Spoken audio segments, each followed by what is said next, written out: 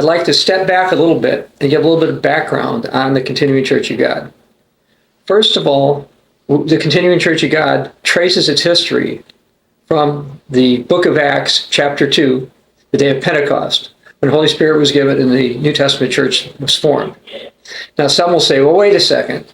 How could you be an original church because you guys didn't incorporate until like 3 years ago? Therefore, you couldn't possibly be.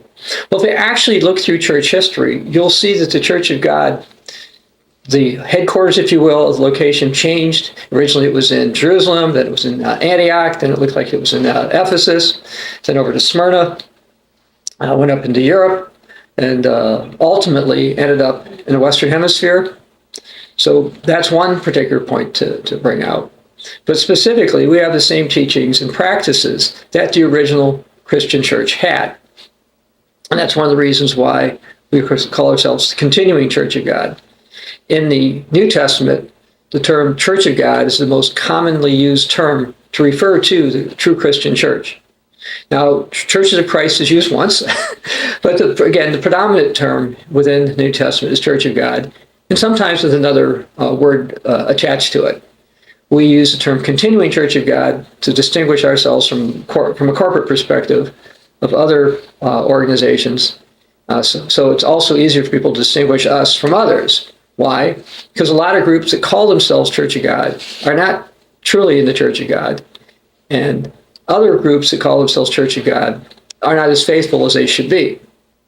What do you mean, not as faithful as they should be? I'd like to go over some relatively recent history. This time I'd like to go into the 20th century. In the 20th century, there was a man by the name of Herbert W. Armstrong, and his wife had challenged him on whether or not he should keep Sunday or the Sabbath. And he said, well, the other churches are all keeping Sunday, therefore they all must be right. Then he started to do additional research and talk to some people and concluded, oh, wait a second. Saturday is the day that Jesus kept. Saturday is the day the Bible talks about. And Sunday came about later, basically because of compromise. So Herbert Armstrong looked around. He said, well, what churches could possibly be the right churches, the true Church of God?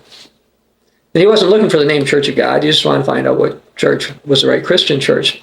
So he looked around, and basically he decided there were three possible groups. The reason he said three possible groups is he eliminated the groups that did not keep the Sabbath on Saturday. So in his assessment, he concluded, well, there's basically three groups. He said, well, there's the Seventh-day Adventists.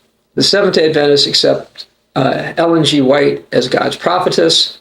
They have some other unusual doctrines. He looked at them and eliminated those. Then there was another group called the Seventh-day Baptists, and they're still around. It's a fairly small group, but he looked at that particular group and felt basically they were mostly or entirely a Protestant group, with the exception of the fact that they met on Saturday. So he eliminated them as well. And that left one group that he was aware of. It was called the Church of God, or Church of God's Seventh Day. And he looked at them, decided that they were probably the most faithful, so he started attending church services with them. Well, after a while, he noticed that there were a few issues. They didn't seem to be serious enough about proclaiming the gospel. He seemed to wonder if they understood what the church was supposed to be about. But basically what ended up happening is that he decided that there were a couple of doctrines that they probably ought to teach. One had to do with the biblical holy days. The other had to do with the identity of the end-time descendants of Jacob's son Joseph, Ephraim, and Manasseh. So he wrote some papers and had some meetings.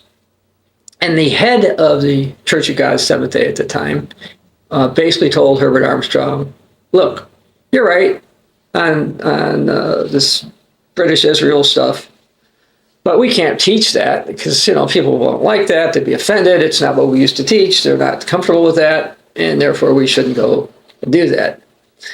And Herbert Armstrong felt that that was a major problem with integrity. Now, although that particular leader didn't, at the time, accept keeping all the biblical holy days, later, That particular leader was A.N. Duggar, by the way. He ended up keeping the holy days, but Herbert Armstrong felt in the 1930s that basically there was a sufficient or significant, if you will, integrity problem with the top leadership of Church of God Seventh-day. They wouldn't teach doctrine that they knew was correct. They were willing to teach error because they were worried about offending their brethren or some of the membership. So Herbert Armstrong felt he had no choice but to disassociate himself with the Church of God Seventh-day. Now, interestingly, shortly after he was married, his wife Loma D. Armstrong, she had a dream. And in the dream, there were two parts to the dream. There were bright lights and stars and various things. And I'm not going to go into all that on the dreams. We have actually a sermon at the Continuing COG channel about dreams, the Radio Church of God and the Continuing Church of God, and One Man Rule. You can watch that. And there's also an article at the www.cogwriter.com website on dreams, and you can go through on that. But anyway, this dream was in the back of Herbert Armstrong's mind, so he felt between his situation with Church of God Seventh-day, the lack of integrity, and a couple of doctrinal issues, he felt he had no choice but to disassociate himself from the Church of God Seventh-day and go out to proclaim the truth of the gospel of the kingdom. He did this initially on radio, and the church was called the Radio Church of God until like 1967, 1968, until they changed the name to Worldwide Church of God. Well, why mention that in the context of the Continuing Church of God? Well, after Herbert Armstrong died in 1986, the leader he appointed, that he physically appointed to take over in the event of his death, a person by the name of Joseph Tkach, who I met, by the way. Actually, I met him inside his house. I'd seen him before, but I spent some time with him later. Anyway, as it turns out, although Joseph Tkach said that he couldn't fill Herbert Armstrong's shoes, he would follow his ways and walk in his steps and that kind of stuff and be faithful to doctrine. But he wasn't. And basically a major apostasy hit the Worldwide Church of God. A falling away happened. Many fell away from the truths that the Bible had, truths that Herbert Armstrong believed were restored to the Philadelphia portion of the Church of God. And so a lot of groups formed. And these groups formed with different ideas and different views. Some attempted to keep or to be faithful to the doctrines that existed in 1986, which Herbert Armstrong claimed existed in the Ephesus era of the church, going back to the first century. And by the way, as one who studied church history, I can look you all in the eye and say, I have done research to find at least some evidence of each of the 18 truths Herbert Armstrong believed Jesus Christ led him to restore to the Philadelphia portion of the Church of God that the previous churches had forgotten. And I guess since I'm on that point, I'm talking about a concept that Roman Catholics and Protestant scholars would call church eras, and in the Church of God it tends to be called that. And that is, if you look to the book of Revelation, you'll see that there were 7 churches that were mentioned. And Jesus had messages for them in Revelation chapter 2 and Revelation chapter 3. And while the messages have importance all the time, they've had from the time they were given, the book of Revelation, to present, we in the Continuing Church of God and some other Church of God groups believe that the messages to the churches were referring basically to the fact that there would be different Christian churches throughout the age, and that for a while the particular attitude that the Ephesus church had would dominate. This would be followed by the attitude of the church of Smyrna, followed by Pergamos, Thyatira, Sardis, Philadelphia, and finally in the 21st century, the end of 20th century, Laodicea. So why bring any of that up?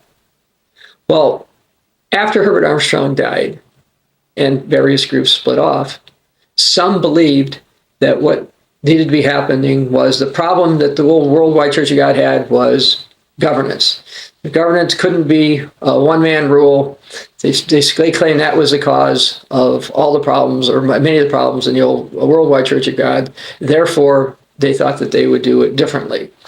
And the two of the top three, at least, largest groups that split off from the old worldwide Church of God, or let's put it this way, their leadership was once part of the old worldwide Church of God, went to those types of governance. They decided to reject hierarchical governance, biblical governance, even though many of those leaders who are alive now were alive when Herbert Armstrong was around and would preach that you had to believe in hierarchical governments, one-man rule, that kind of stuff.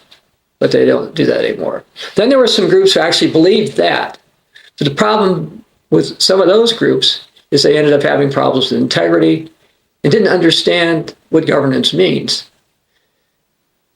Hierarchical governance doesn't mean that those toward the top portion, if you will, of a hierarchical, let's say, pyramid, are not subject to governance themselves.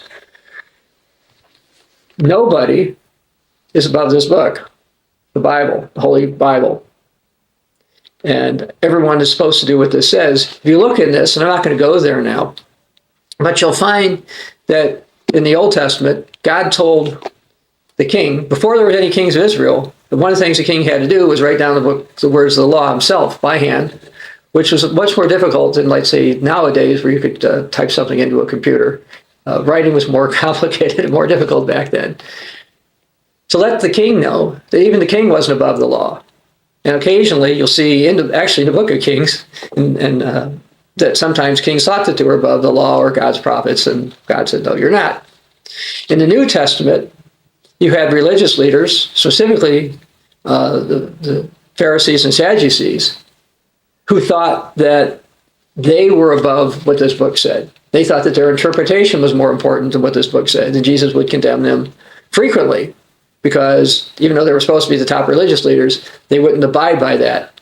And that's the problem, or one of the problems that most of the groups that have some type of hierarchical structure have. Their leaders have integrity issues, their leaders have some doctrinal issues and various other things. And because of those type of matters, the continuing Church of God had to form. Now, I mentioned what happened with Herbert Armstrong and A.N. Duggar. I had some similar issues. I was appointed to be an advisor to my prior Church of God group on doctrine and prophecy. I didn't ask for the position. It was a volunteer position, but I did what I was told.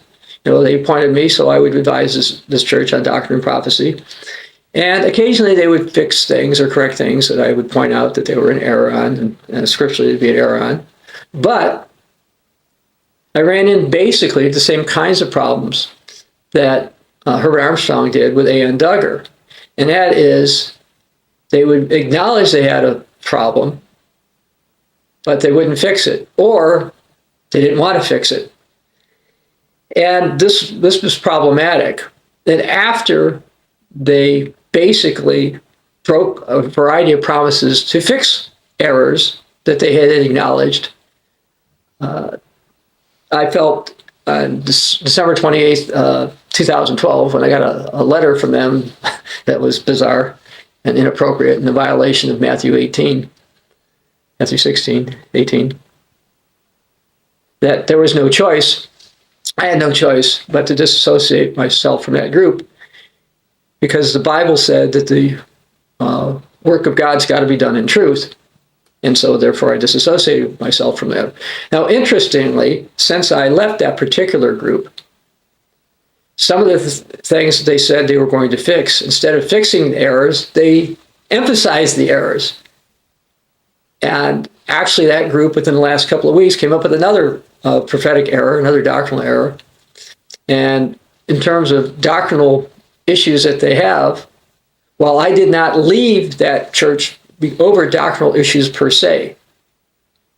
He said, well, if you've got a list of doctrinal issues, why didn't you leave over those? Because when I was part of that church, they said they were going to correct the doctrinal issues that I brought up, that they agreed they were going to fix them. Instead, after I left, they decided to basically double down and say, oh, we're going to defend these errors, which I think is ridiculous. So there is an article at the COGwriter.com website about doctrinal differences between the Living Church of God and the Continuing Church of God. And you'll see a list of, I think it's 41 items. I think one of them has to do with integrity. But if you go through there, you'll see an expanding list.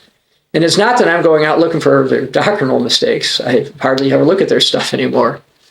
But occasionally I'll run into something and say something and just be shocked that the amount of error has increased over there.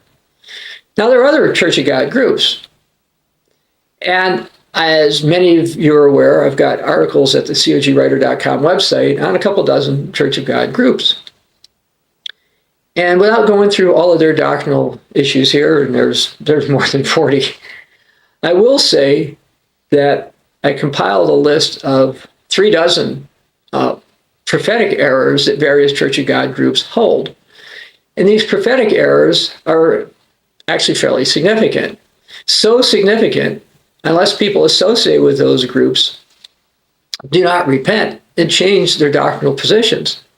They will not know when the Great Tribulation is going to be. They won't know when it's time to flee. The fleeing that's discussed from Revelation chapter 12, verses 14 through 17. They're not going to know any of that. Why? Because they're relying on doctrinal errors and prophetic errors, which we've got information that you can look at to prove whether or not what we in the Continuing Church of God teach is correct or not. I wanted to talk about the last 3 years or so in the Continuing Church of God. Back in December of 2012, I'm not going to go through all this depth, but there was a woman over in New Zealand who had a dream, and she had seen some doctrinal and integrity issues in the same church that I was in. And she had a dream, which I didn't know anything about. Matter of fact, I didn't hear about the dream until, I think, September of 2013. It's the first time I became aware of it. And she had this dream prior to the start of the Continuing Church of God. And she had no idea the Continuing Church of God was going to start when she had that dream. I had no idea the Continuing Church of God was going to start when she had this particular dream. But within a few weeks of her having this dream, the Continuing Church of God formed, and her husband helped her interpret the dream and said that the dream was pointing toward the start of the Continuing Church of God, which I find interesting because Loma Armstrong had a dream that preceded the start of the Radio Church of God. But interestingly, about Loma's dream had 2 parts. And Herbert Armstrong felt he fulfilled one of those parts in terms of proclamation. But that still left another proclamation part to be done. A part that I've called the short work and as part of the final phase of the work.